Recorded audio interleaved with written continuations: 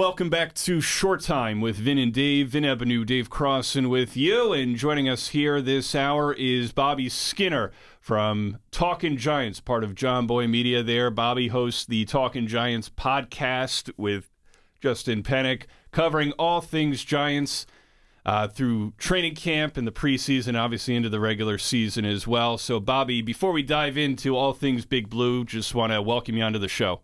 Thank you, guys. It's an honor. Good to jump on with you, and let's talk. Let's do some Talkin Giants. There we go. So, so far so good. I mean, obviously some changes in the off season with Dayball taking over as coach, Joe Shane at general manager, got Kafka calling the plays now. So, I want to talk offense first from what you've been seeing. You know, what your impressions of the new coaches so far. Obviously, Dayball was the offensive coordinator with the Buffalo Bills, who had pretty good year last year with Josh Allen quarterbacking things. Kafka comes over from the Kansas City Chiefs as the quarterback's coach, working with Patrick Mahomes. So it seems on paper that those were two pretty good coaching decisions, especially after the last 5 years, Bobby, where our offenses look pretty vanilla and lacking any kind of substance, very predictable. So, I mean, what are your impressions so far of Dayball and Kafka running the offense? Yeah, so through 2.5 weeks of training camp, it's been chaotic at times, and I think it's trial by fire facing Wink Martindale's defense in practice. I don't think we realize how chaotic Wink's defense is until you see it like every day for 2 weeks straight. I mean, they're sending all different types of blitzes, but I will say they're attacking downfield. You know, Kenny Galladay was not used correctly under Jason Garrett. I was very anti-Jason Garrett from close to the start. And I like to be as reasonable as possible, but I couldn't do it with him. So, I mean, Kenny Galladay was signed for $72 million to be this downfield contested catch threat, and they just never used him like that. There was 2 targets and 7 games with Daniel Jones down the field in contested situations. So within that, they're attacking downfield, even though Galladay hasn't looked amazing in camp. So I like some of the stuff, but they have been up and down in practice. There's been some good days, but there's also been a lot of bad days. It's looked like Daniel Jones so far just hasn't looked comfortable in practice. He's if there's one thing like you say about Jones, it's like he's pretty accurate overall. There's not these wild Jones misses or missing on short, 5-yard passes. And he's just looked a little uncomfortable with a lot of pressure in his face in practice, and some of the receivers maybe not running the perfect route. So, long story short, it's been up and down. So I like some of the schematic stuff they've done early, but I'm also like, okay, this Giants offense isn't going to probably light it up this year. That was one of the concerns I had about Jones. Obviously, his last final chance to really prove himself here. They didn't pick up his option. I mean, I went to the one training camp where we actually met up in the parking lot, and then to the inter-squad scrimmage last Friday. And in either instance, I know just from those 2 days, I know you're there every day, but Jones he didn't look comfortable in the pocket. I mean, one thing, I guess going into it, I felt like the playbook, okay, he'll eventually learn and get like everybody else. But I mean, the things I saw like those 2 times were what we've seen the last couple of years. I mean, his pocket awareness when the pocket collapses or there's pressure, what is he doing? I think he's still kind of rushing throws, still trying to thread needles where he shouldn't be when guys are in double coverage. He just doesn't look still right or comfortable there. I mean, do you have any kind of confidence that Jones could get it going this year? I mean, honestly, from what I've seen, Tyrod Taylor looks better. Yeah. Tyrod Taylor has the benefit of going against maybe the worst backup corners in the NFL right now in the Giants. Well, yeah, there's that too. I think there's still some hope with Daniel Jones, but I think if Giants fans should go into the season, and the way I'm going to the season, as this is more than likely the final year of Daniel Jones. One, they didn't pick up his 5th-year option, so that no matter what they say to the media or whatnot, that tells you more than anything, as they didn't pick up his 5th-year option. But it is a new offense, and it's a complicated offense, even for the receivers and stuff. So I think Daniel Jones can be solid this year. I don't think Daniel Jones has been as bad as people have made him out to be. Like from a league-wide view, I think Jason Garrett was like literally the 32nd best offensive coordinator in the NFL, and that affected obviously the quarterback mostly, but the receivers, the running backs, everything. So I think he hasn't been as bad as other people made him out to be, but for for him to be back next year, he kind of has to be great, not just good or, not pretty good or decent. Like, he has to be great to earn a contract back or a franchise tag or, a 2-year cheap deal. Because guess what? Like you mentioned, Tyrod Taylor, most of his money is loaded up into next year. He's playing on a cheap, annual salary this year. Next year is when it's loaded up. Obviously, this regime didn't draft him with Joe Shane, so you would think that they would want to bring in their own quarterback. Now, they'll give him every opportunity to do it this year. So what I think you'll get from Daniel Jones is there's going to be some really good moments, but there's going to be some low moments and then some in between. And I think that's probably not going to be enough to bring him back. Like, I think for him to be able to come back next year, it would have to be, this team being scraping this team into the playoffs, and him looking really good doing it. So, but long story short, like practice, I think it'll be an up and down year for DJ. One of the things I want to get your take on this is as well, Bobby. I think that maybe Joe Shane and the front office passed on even drafting a quarterback in the this year was because it really wasn't that deep, and that's obviously no offense to Kenny Pickett, who comes here from the Jersey Shore. He's a great quarterback, but I think they're looking for something a little bit more in a quarterback that could take over the franchise, and that's part of my thinking as to why they're giving Jones this one last opportunity to show what he's got or he's out. Yeah, I think they have their eye on the draft next year, and they'll give Daniel Jones the opportunity to change their mind. But you look at where guys are coming from. Buffalo. Was Josh Allen the top-rated prospect? No, he was laughed at by draft people. Right. He had the tools to be great, and he struggled early on. Even Mike Kafka from Kansas City. Patrick Mahomes wasn't some slam dunk pick. Like, he had a lot of flaws coming out. They let him sit for a year and grow. And Mike Kafka was kind of like Patrick Mahomes was Mike Kafka's responsibility his rookie year when he wasn't playing, because Kafka was brand new to the Chiefs coaching staff. So. Yeah, I know the Giants probably won't be in place to draft, the Alabama QB Bryce Young or CJ Stroud, even though I think things change a lot with the quarterbacks over a year because we don't really dive deep and watch these guys. And I also think there's two places where it makes the QB look a lot better than it is. It's those two schools. But they may have their eye on a guy like Anthony Richardson from Florida next year, who's raw, who's got some ability, but he hasn't really gotten a shot yet. So yeah, I think overall the Giants, Joe Shane in his head, he'll never admit it to the press, but is probably looking towards next draft and doing his due diligence on all of those guys. It's been criticized by some, I guess, with Saquon Barkley. Why do you take a running back that high in the draft? And obviously he came out of the gate at Penn State really showcasing, what he could do, and he looked phenomenal. But obviously a couple injury-plagued years last year, even when he came back, it looked to me like he was still fearful of making any kind of cuts, especially to the outside. Yep. I mean, because of the line, it wasn't really opening up many holes for him to even go through the gap. But still fearful of doing something to that knee. I mean, so far, this summer, it's looking like he's a little fearless as opposed to fearful, and he's looking good. I mean, our offensive line is that much better, I think. What are your thoughts on Saquon Barkley, on how he's looked so far in the preseason, what you think he could do? From camp overall, I think he's looked awesome. And last year he looked bad. Now, part of it was the offensive line in front of him was possibly one of the worst offensive lines we've rolled out in at least the last 10 years with the New York Giants. So they didn't do him any favors. But Saquon on his own was very hesitant before the line of scrimmage, what led to negative yards or 0 yards on plays, where a back who would just hit that hole would get 2-3 yards out of it and not make it such a negative play. So he looked hesitant. He didn't have the burst that he had, but in camp he looks like the Saquon of old. He's not juking 10 guys in practice, but he's looked really good. And the offensive line in front of him, like you mentioned, has made it easier. Saquon has issues with wanting to bounce plays instead of hitting the hole and being hesitant behind the line. But guess what will help fix that a lot? An offensive line that can open up a hole for him. So that's the thing I'm watching for Saquon, though, is in his growth is, one, being that explosive guy that he was his rookie year and his second year. Even the second year, he was really awesome, even with some injuries.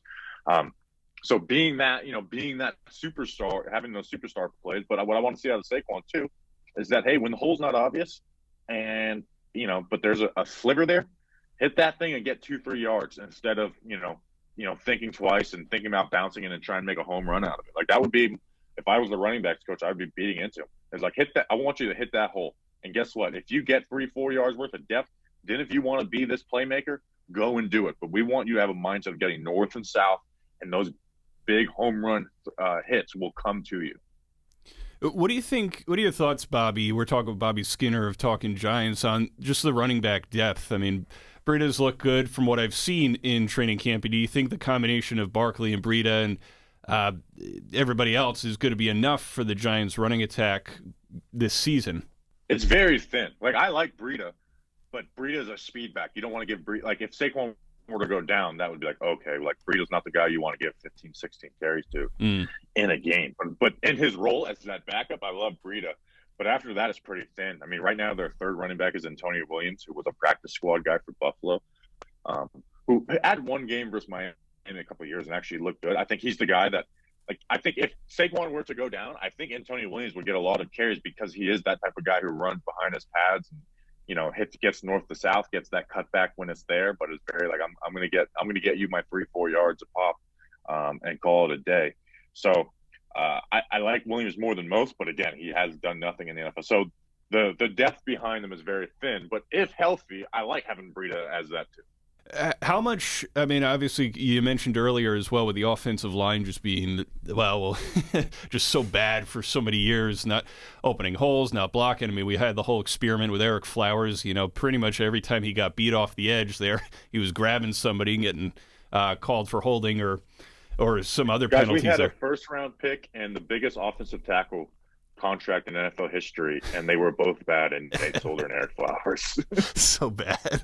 And then Flowers had some sort of mini renaissance down with Jacksonville. I'm like, really? Now you figure it out?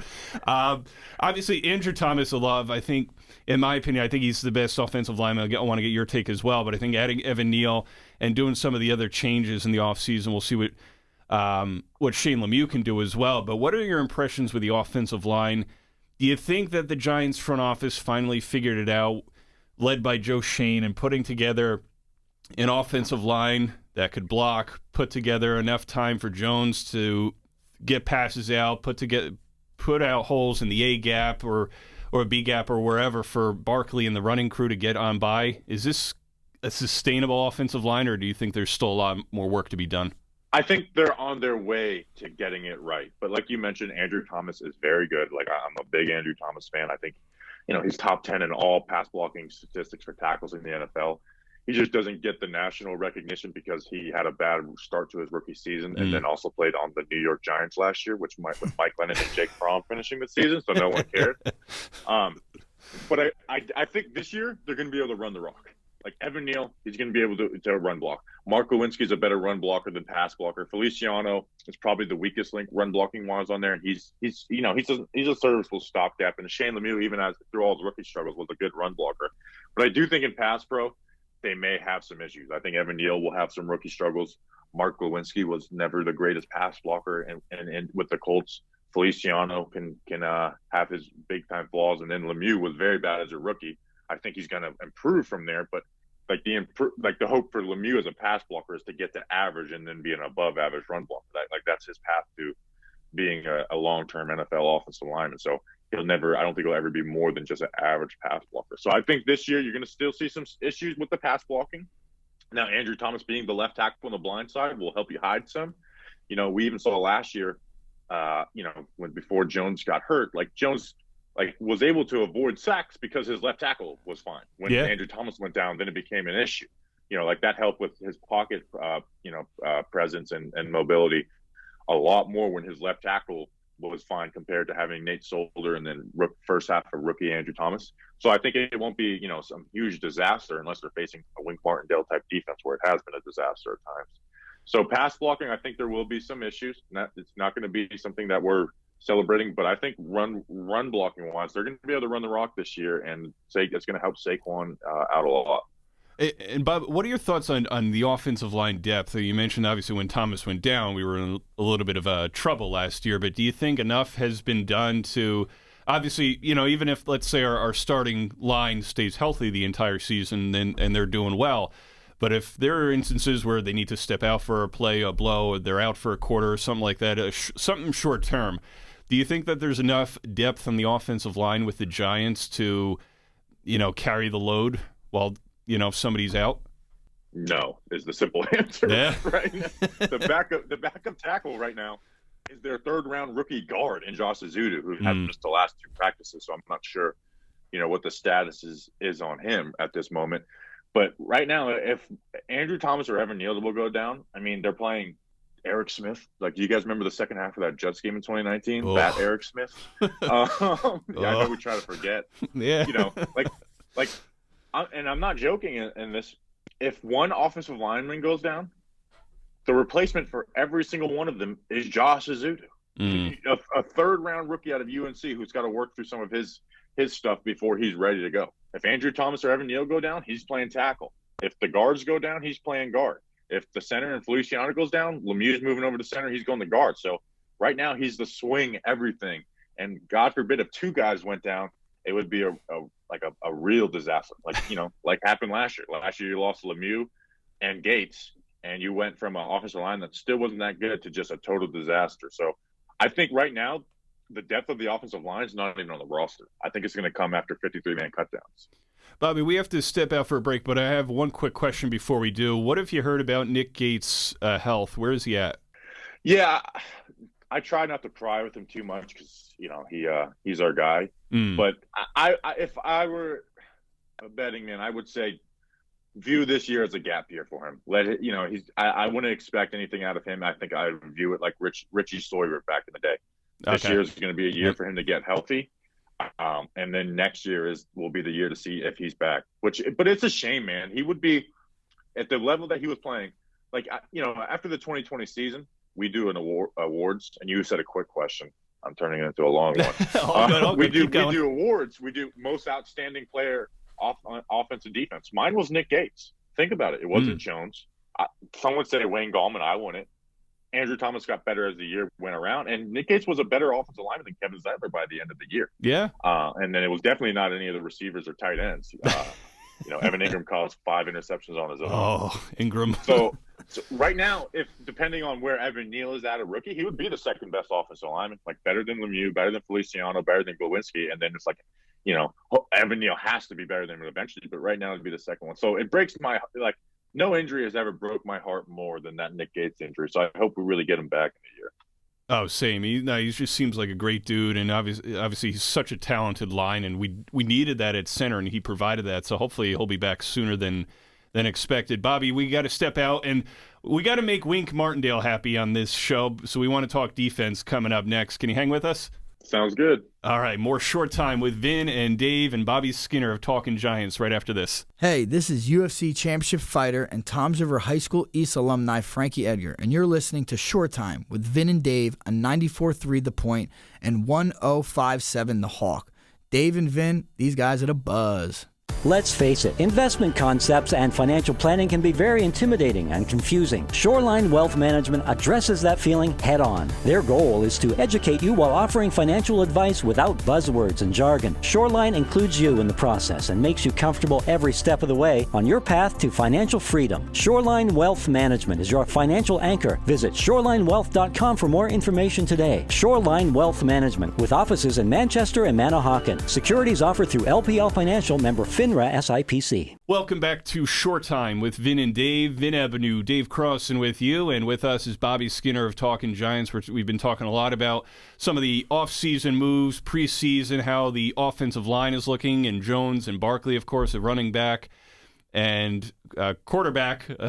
But, Bobby, one thing about offense, I know we teased going into the break talk about defense, but I wanted to bring up was the receivers. I thought that the way things looked in that inter-squad scrimmage at FanFest was interesting, the way they had it lined up, even going into the first preseason game the other day, was where they had everybody situated with Galladay, Tony, and the rookie, Wan'Dale Robinson, on the first-team offense, and then how they split up everybody after that with Board, and then Darius Slayton was on the third-team offense at that scrimmage and everything. I guess it surprised me in a way that Slayton has fallen that far to be on the third-team offense, as to where, when he came out of Auburn, that he was this touted slot guy who could, run downfield and, make those big plays.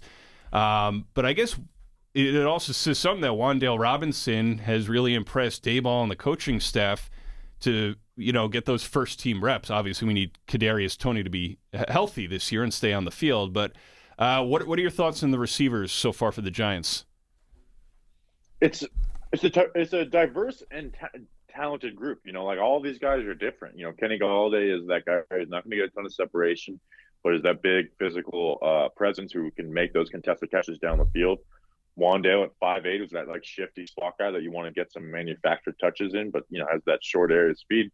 And then Toney is the one who has the most ability out of the group. He can play inside and out. He can make 9 guys miss on a single play. He could take a 3rd and 17 screen and make the entire Saints defense miss on that play.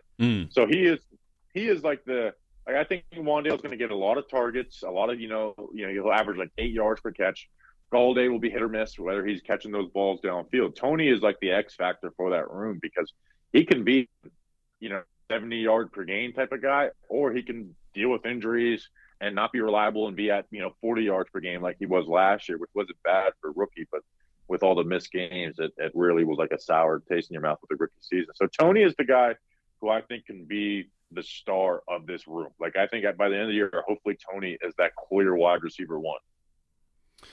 And I like the depth too, and hopefully with the way Galladay's looked so far in the preseason, that he'll be targeted more and actually get touchdowns this year and everything. But I think, health. I mean, a big part of it. I think I like the depth that we have this year as opposed to last year. So hopefully, part of me thinks that it's on Daniel Jones to be able to execute and make the throws where he needs to. And I'd like to see those big plays downfield. Those just get back and gear up and just fire one down the field instead of these, hitch routes or screens or slants, some more option routes, play action type stuff. I mean, what could be done with the offense overall? What needs to be done to make this more exciting and less predictable?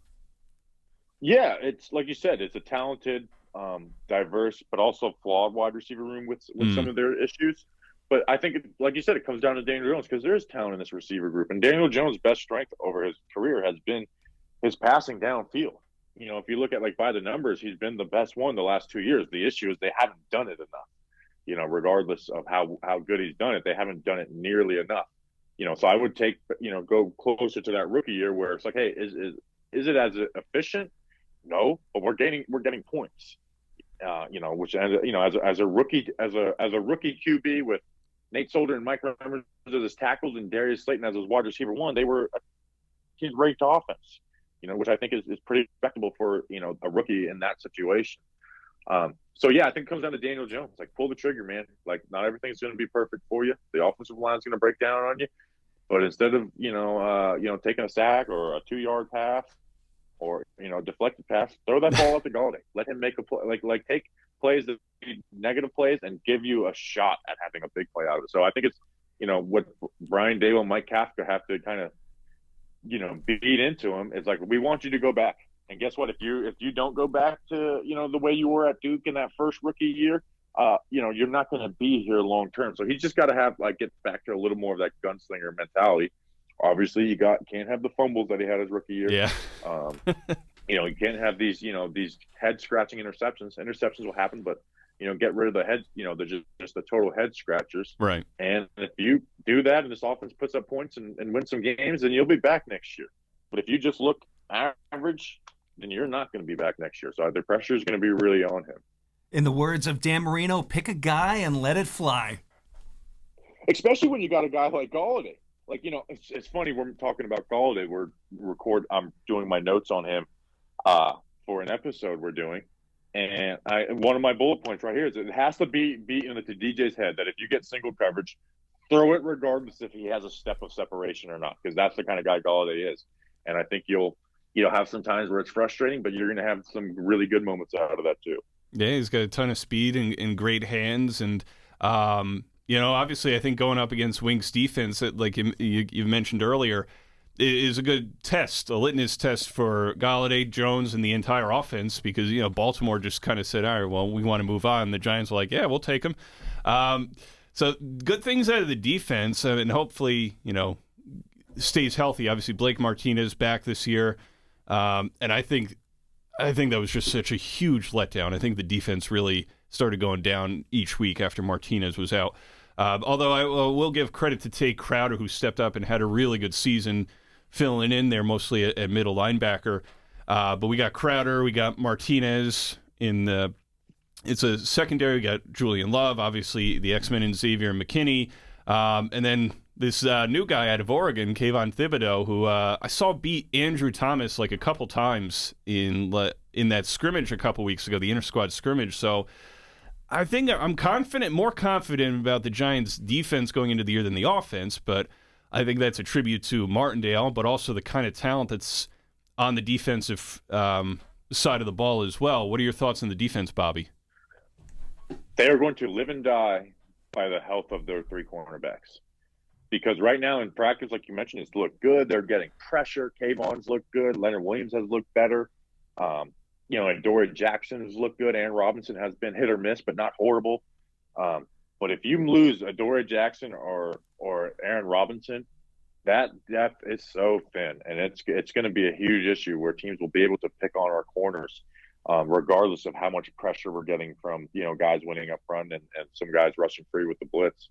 So I think the defense really hinges on if those cornerbacks could stay healthy, because an Adoree Jackson injury, who's been injured, he's missed games every single year of his career essentially, will really be the decider of how this defense goes. So I've liked what I've seen out of practice so far. I'm really excited to see Wink once they get live action team's game plan for him, unlike in practice. But the defense has some talent, but it's one injury away from having major flaws. Do you think Martindale has to get more creative with the kind of talent that's on the defense right now, or can he just run essentially what he was running in Baltimore? I think you got to be a little more conservative. Aaron Robinson didn't play much last year. Darnay Holmes is never going to be a great man coverage corner. He fit more with Patrick Graham did in that zone. But I think it's going to be similar to Baltimore, because I think he has the mindset of like, hey, this may not look perfect at all time, but there's going to be time where we make great plays. We're going to have sacks, which end drives. There's statistics on, when there's a sack on a drive, statistically, it really is the best thing to stop a drive for an offense.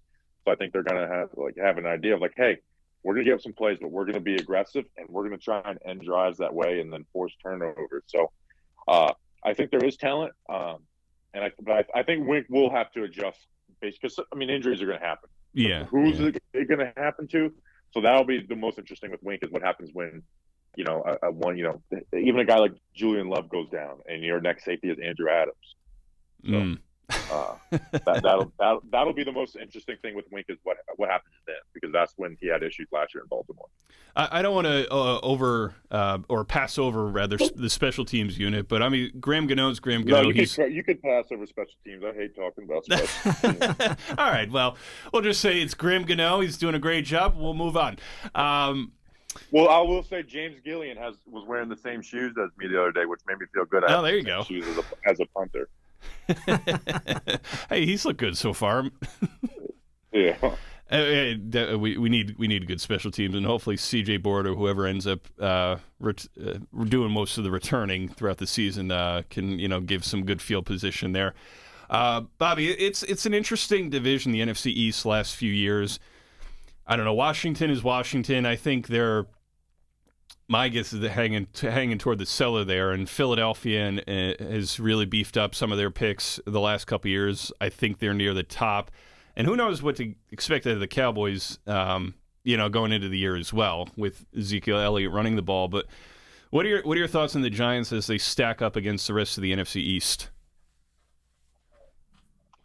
I still think this is the Cowboys division. It'll be interesting to see what the Eagles. As a Cowboys fan, by the way, I am a diehard Giants fan. Dave here is a Cowboys fan. Well, to take a shot at you, it's the NFC East. It's winning it shouldn't be something too proud. That's true. But I do still think it's the Cowboys division. The Eagles will be very interesting because last year they, remarkably didn't beat a single winning team, but still made the playoffs. So it'll be interesting. They added some pieces. Can Jalen Hurts make take a step up in the passing game? Obviously, they had a great running game with him and their backs. So I think but I do think it's going to be like the Giants and Washington, battling for third and fourth place at the end of the day. But I'd like to think the Giants can beat Washington a couple times. I hope so. I mean, they certainly feel like they've had their number recently. So, yeah, I guess the litmus test to really be how well they play against Philadelphia and Dallas. Yeah, definitely. And again, if the Giants can compete with Dallas, I think that says something, because Dallas, even though they lost some talent this past offseason, they still are a very, very talented team and can do some good stuff in the regular season. What are your real? That's actually a great point. They do some great stuff in the regular season, and the Cowboys get to the playoffs, and we know how that ends up. My brother, every year I get fooled by the Cowboys because the first 8 games of the year they just look unstoppable. Right. Kellen Moore is going to be a head coach next year, and then it just like slowly gets a little worse. The wheels as the year fall goes off. on. How about them Cowboys? I know. I told myself this is the year I'm not going to fall for the first 8 games of the Dallas Cowboys. Wait till they get past the first round or so. Yeah, seriously. Bobby, obviously, they've made some changes. I think things are finally turning up, with, okay, when can we possibly look at another Super Bowl team? I don't think that's this year. But what are some realistic expectations for what this Giants team can be, either record-wise or what they can accomplish on the field? I mean, where do they stand? Do you think they could be a middle-of-the-pack kind of team and make an outside chance of a wild card spot, or do you think this is kind of like building on something and trying to prepare for a long-term future? I think that all has to do, and I hate to make it so simplistic, but how much do they get out of Daniel Jones with Brian Dable and Mike Kafka? If they can get him, back to that gunslinger mentality in a good way, I think that can help, them scrape in, because there is some talent on this team, and they did suffer from coaching big time on the offensive side the last couple of years, even though I really like Patrick Graham.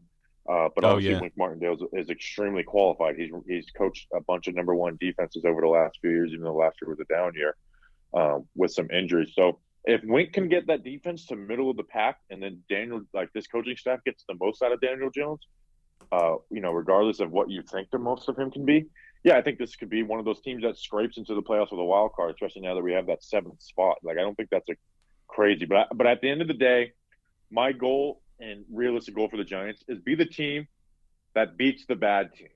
Where in the past 5 years we've been the team that gets beat by the bad teams. Yeah. Like this year the Giants have a stretch of the Seahawks, Texans, Jaguars, and one other bad team, and they're through 4 games. Go 3-1 in those games. Sure. Don't go 1-3 like you would have in past years. Where at the end of last year the Bears, who were a horrible team, smoke the Giants. Don't be that team anymore. So if they can be a team that wins, beats the bad teams and gets an upset win here or there, even if it ends up with 7 wins, I think that can be a successful season for the first year of a new regime in Shane and Dable. Sure. I mean, at least to see him competitive. I mean, even in some of those losses where they've either blown leads or they've just looked out of it, I mean, they just didn't look competitive at all. So, I mean, I feel like even if they lose, in a tight game, by a field goal, by a touchdown, whatever, I feel like as long as they're competitive and they're showing you something, kind of like that old school no quit, never say die kind of attitude, where they're still look like they give you a chance to win it, but they don't, they're not retreating back to a point where they're just blowing it by fumbling the ball, not catching passes when they should, not, holding up on defense or anything. So it'd be nice to see consistent competition from that Giants team all 60 minutes. Yeah, definitely. It's last December was maybe the worst stretch of Giants football I've ever seen in my life. So let's just get back to some competitive ball. It was a tough stretch to watch the end of the season. It was like, all right, let's focus on the New York Rangers. Yeah. Bobby, last question for you. I mean, overall with the NFL, I mean, what are some of your thoughts going into the season about some teams you're looking out for, some players who, guys that can make a run or teams that can make a run this year and end up on Super Bowl Sunday, perhaps? Super Bowl Sunday. I would probably bet on the Chiefs getting back there. A team that I don't think is going to make the Super Bowl that I'm really looking forward to watching, though, is the Raiders. I'm not a big Josh McDaniels fan, the way he's handled things in the past. But I do like Patrick Graham. That team has a ton of talent in a loaded division, though. So I'm interested to see how they're just a team I'm watching this year, not like a team I'm predicting. So I do think the Chiefs will get back to the Super Bowl this year. And then on the NFC side, man, I don't think the Rams are getting back there. I hate to say it, but I think Tampa might get back there. You know, they still have a ton of talent. You know, Todd Bowles is now the head coach. I do think the Bucs get back there. I mean, you know, in the NFC East, none of those teams are going to make it. The NFC North, the Packers, I would take the Bucs over them at this point. And then in the West, you got the Rams. I don't think they're getting back in the 49ers. I don't know what we're getting out of Trey Lance this year. So my bet would be a rematch of 2 years ago with Bucs Chiefs. Yeah. There you go. Yeah, I mean, no, a lot of great points there. I feel like the AFC just seems a little bit more has more depth, a little bit more stacked with how many good teams could possibly come out of there than the NFC. It seems like even just the AFC West, you can make. If you put those 4 teams in the NFC, they'd be competing for the NFC Championship.